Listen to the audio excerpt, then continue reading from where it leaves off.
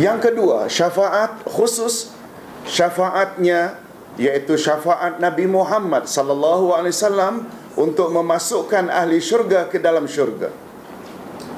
Terdapat riwayat yang menyatakan bahawa setelah ahli syurga selamat melintasi titian siratal mustaqim, menurut keadaan mereka masing-masing, mereka dapati pintu syurga terkunci. Lalu mereka memohon kepada Allah agar menentukan siapa orang yang boleh memberi mereka syafaat untuk membuka pintu syurga. Inilah yang diisyaratkan oleh Rasulullah sallallahu alaihi wasallam di dalam hadisnya. Tolong ikut.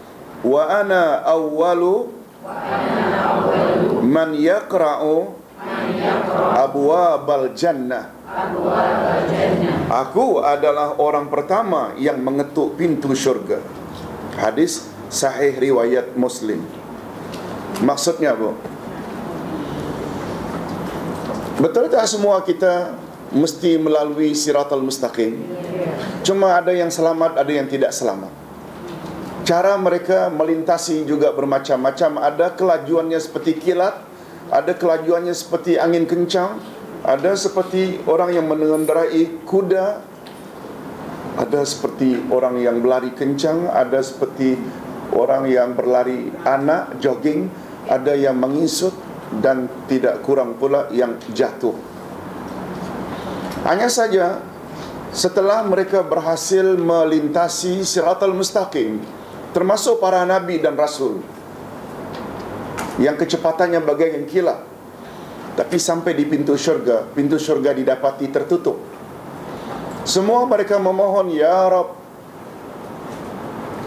tolong tunjukkan ya Rasul, ya Allah, tolong tunjukkan ya Rasulullah, maaf, ya Allah, tolong engkau tentukan siapa gerangan orang yang layak membuka pintu ini supaya kami boleh masuk.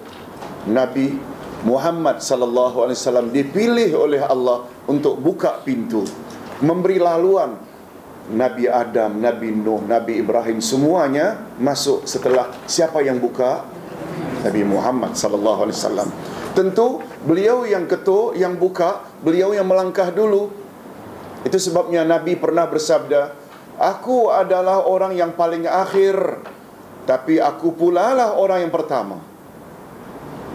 Akulah orang yang paling akhir. Semua kita tahu, yang terakhir diangkat jadi rasul, bukan rasul Melayu. Betul tak bagi kita Nabi Muhammad rasul terakhir? Tak usah heran, pada tahun 1895 sudah wujud di India orang yang mengaku rasul juga, yang bernama Ghulam Ahmad. Ya, yang muncul di negeri Kadian namanya, di India. Itu sebab ajaran itu namanya ajaran Kadiani.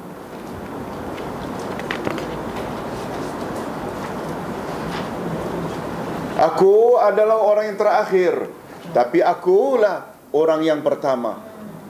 Makna yang tepat untuk akulah orang yang pertama dengan makna ini, akulah orang pertama yang memasuki syurga.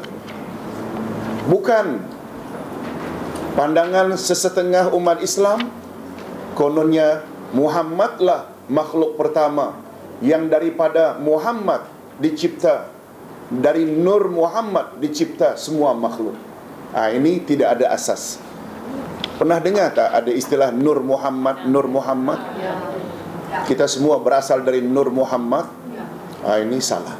Tidak ada asas, kata Said Sabiq dalam kitabnya Al-Aqidatul Islamiyah.